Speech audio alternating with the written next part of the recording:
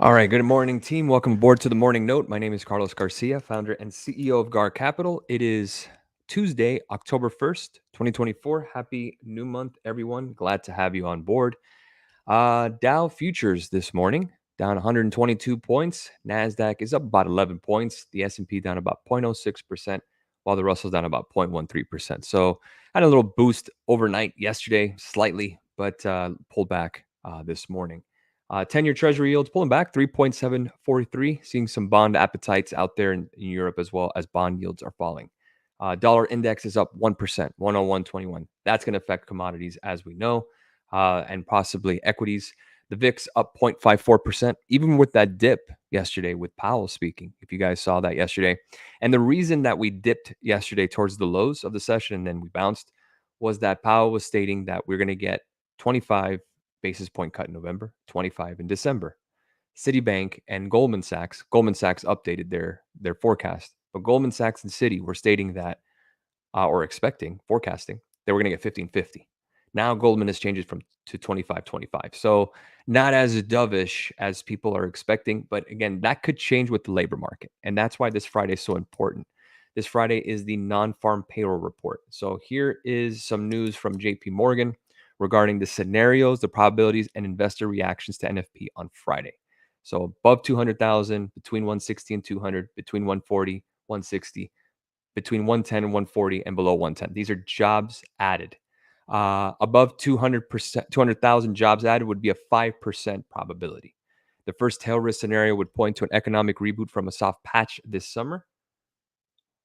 While soft patch is not an appropriate description for an economy that is on track to deliver real GDP growth north of 2.5%, we did see job growth slow, but that now looks to be temporary slowing. This is, again, just the possible speculation if we get over 200,000 jobs added. This type of print trigger a material repricing of bond yields higher, and a spike in bond volatility would spill over into equity markets. This would happen, guys, because if we have more jobs than expected, again, that means inflation is still going to be around. Again, if people are working, people are spending. And if people are spending, inflation still goes higher, supply and demand. While this is this is likely to produce a muted response on a one-day basis, it would be a positive over time since higher NFP points to an even higher GDP growth trajectory, which is also positive for earnings. This would, however, result in uncertainty over Fed policy. This type of print could see some investors thinking the Fed skips a cut in November. Now, I would agree with that scenario. And the scenario here meaning that since jobs are so strong, right, there's no point of really cutting rates now. Again, you cut rates when things are either possibly looking bad, or they're bad, or we're just trying to reprice or normalize, whatever you want to call it. But that's less likely to happen. 200,000 jobs, again, that would be good in a big picture scenario. That means people are spending, the economy's fine. But if you're a speculator, if you're a trader, you want a bad number. You want a low number. Between 160 and 200, this is our Goldilocks scenario, since it would point to higher growth without inflationary impulse while bond yields would move higher. This type of outcome is aligned with a medium-term view that the combination of Fed easing and lower energy prices will produce a tailwind to the economy that is likely to keep GDP growth above trend. This outcome would push the market to 25 basis points for November in regards to the cut, with even more uncertainty around 2025. So that's a 30% chance we'll get 160 to 200K in jobs. 40% possibility. Again, this is according to JPM.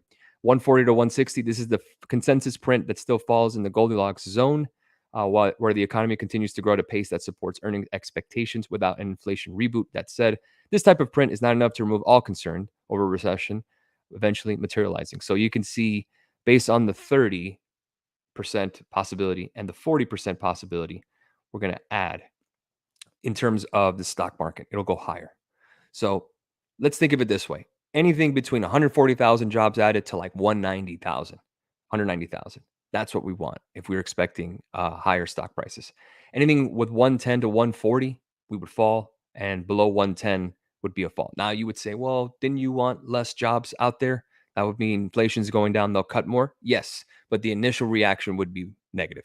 So again, we don't want the economy to fall off the face of the earth either.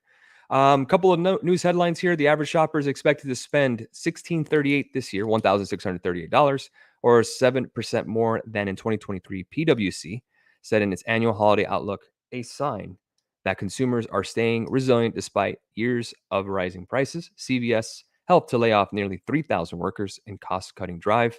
S&P has now traded green for 4 consecutive quarters, longest winning streak since 2021. Goldman Sachs sees 2 25 basis point cuts this year. A couple of things on the board this morning. 9:45 a.m. We'll have a PMI, manufacturing final PMI. We'll have a JOLTS number at 10. So I'll give us a little bit of a preview of the labor market. Raphael Bostic is going to speak. He is a Fed governor, and a conversation with the Federal Reserve presidents at 6:15. The market will be closed then. Going on to commodities, we could see that crude oil is down 1.39%, gasoline down 2%. Gold is up even with the dollar being higher, and silver and copper are up as well. Bitcoin rather flat, 63,860. Dollar yen, pretty volatile, up 35 pips this morning, 145.01 or 144.01. One thing I wanted to speak about, we had Google calls. You guys remember that? We had Goog call last week, and the target we had in terms of the strike was 167.50. The problem was that we had it for Friday expiry. Look where the stock is now, 169.50. We were right there. We were literally one day away. So that's just unfortunate. I mean, it happens a lot. 2 of the losses just this month in options trading, they were reversed. So you could see our September results. IWM from the calls we opened those on August 29th. So those were a carryover. But this Apple call here hit 20% reversed. Google, literally the one I was just talking about, hit 20. The 2 losses were just reversals. So we're right there. It's just we just have to catch things when we can. Unfortunately, we just ran out. We were a day early. So I just really wanted to go over that. That's something we're going to get better at. Obviously, that's something that I really want to work on, is just taking profits immediately. But obviously, I want to make as much money for everybody as I can. So it's kind of a push and pull effect, but still a great, great month. I'm very proud of the team. I was very afraid that September was going to be tough, but 84% win-loss is excellent, way better than August. First 80% month that we've had in win-loss since July. So it's good to be back kicking some ass and taking some names. So let's answer some questions. I just really wanted to go over Google real quick and see what's up. Talking about Google, let's move on. Terry's asking, good morning, Gar. Thoughts on Palantir for a late run in October?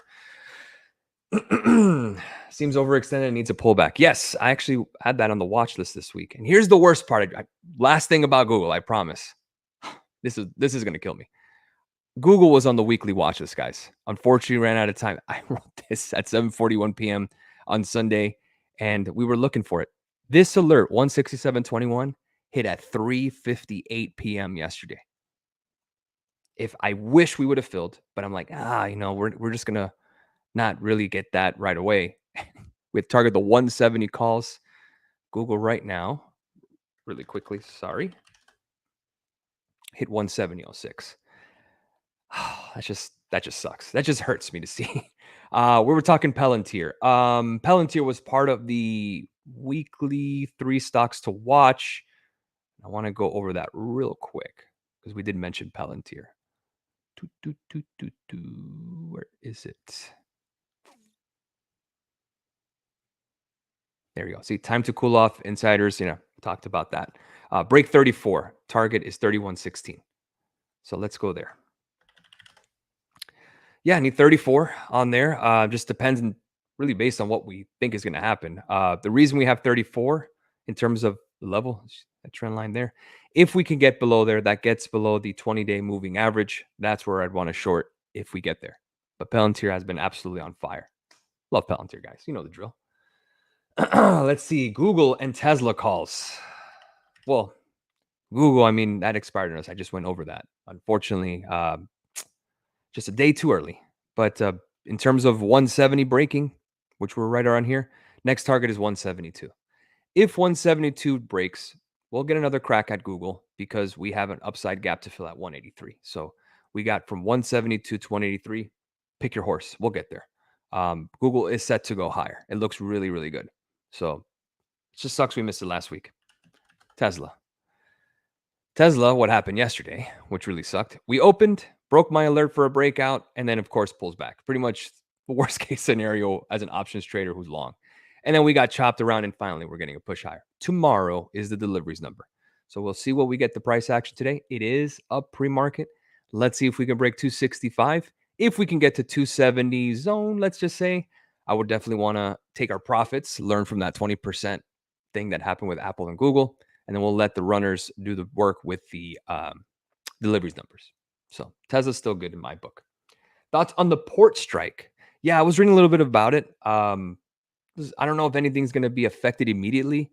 We've had strikes before in different parts of our infrastructure, and they tend to work out okay. Does anyone remember that boat being stuck in the canal? Was it the Panama Canal that there was a boat stuck for a while? We got over it. So I think it's just headlines for now. Until anything that stands out that's going to really affect anything, we'll be on vigilant for that. I'm okay with the economy falling off the earth just a little bit, so house prices are discounted. It's like, you know what? Depression is fine as long as I can get Nvidia at $50 a share. I'm good. That's one way to see life, right? It's terrible. Good morning. Good morning. How do you see the market reacting to the port strike news at all-time highs? It sounds like a good catalyst for a pullback. Keep in mind, this is very, very important. Yes, seasonality is important. I know I repeat that over and over. Just a heads up, and if I can find it, as we move into October, we enter one of the historically best 2 weeks of the year, guys. The first 2 weeks of July is the best return for the S&P 500 for a 2-week period, regarding all the rest of the year. First 2 weeks of March are the second best. The first half of October is third. So prepare for some movement up, but I agree with you. We should be set for some kind of pullback. I've been saying it, but the buyers are they're very strong out there. If the port news is going to be an excuse, fine. Remember, we still have an election coming up. We'll see what happens there, but do not be surprised if we start getting some additional upside because the first 2 weeks of October are strong. But yeah, all-time highs. I mean, what can you do? It's just a slow grind up. Tesla, swing for the week. Yes, I am long Tesla, and we are looking for 280 to right around 289. Let's take a look at Starbucks. All right. Anything on the daily, maybe above 100. So we're going to keep an eye on. All right. So on the weekly moving average, you're right here at the 200. I would say above $100 a share is pretty much where you're setting yourself up. Could be a little bit inverse head and shoulders on the daily. You do have a gap to fill here. That's concerning, but $100 would be a great price to look for more upside, possibly right around 107 to 110. Let's take a look at NIO. Pulled back yesterday. Now it's very hard to chase that FXI Alibaba Chinese boost higher, and this is the reason why. The second I go long, we'll get that pullback, and I don't want that. So, looking at NIO here, at least, we haven't filled that 1 hour gap. Let's see the daily. Yeah, we got to get above right around 927 or so. Let me see if I have that alert. How many alerts do I have on this bad boy? Let me cancel this one. There you go. Or the daily, right around here, 927. That's what you're looking for if you want to go long to 1023 and play this upside gap here. Listen, it's a great move on NIO, but it's got a lot more to do. Tons more. Let's take a look at Rivian. Wedge breakdown. Ooh, Rivian actually looks bearish, right? You don't need me we don't need me to say that to confirm that. There is a level of support at 1012. Keep an eye, guys, on any kind of volume around the $10 strike, because this is actually very nice. Wedge spillage here, we should be able to get to 10. Let me see if anything on the 1 hour. Yeah. Did they report deliveries yet? I wonder, but I assume that they did or are going to. 1012, that's going to be your target right there. If you break down below 11, I think we fire away on Rivian. So let me place an alert at 11. This actually looks really nice. Okay, what else we got? Good morning, Carlos. Thoughts on Microsoft? Thank you for all the info provided. Thank you for watching and listening. 446.24 is what we're looking for on Microsoft. I have that line here. And if we do, then we could just target all-time highs. I mean, we're stuck beautifully in this channel. See that? It's just wonderful. I like when it's the textbook channel, when things are nice and easy. I don't want things too wild. Where things start breaking down, it's very, very difficult. We want this on easy mode. And luckily, things are going to get easier as November and December come. seasonally speaking. November is great. December is great. So we should just get a slow melt up as we go, unless there's anything crazy that happens in the world. And I'm sorry, I can't predict that. So that is where we are this morning. Let's take a look quickly at futures. NASDAQ futures this morning, 20,258. Welcome to the chop zone. But we had a downward trend line that was broken out. So I'm looking for 20,400. Yes, I believe that we move higher today. What else is new, right? Carlos is always bullish until he's bearish, and then it's still bullish in a weird way. So 20,400 is what I'm looking for on the NASDAQ today. We get that push. S&P 500 is absolutely just sideways, not doing anything, even though we keep tagging new all-time highs. How fun. If we go by just yesterday's price action, you can see how volatile it was. Tell me here, based on this chart team, when did Powell speak? That's right around here.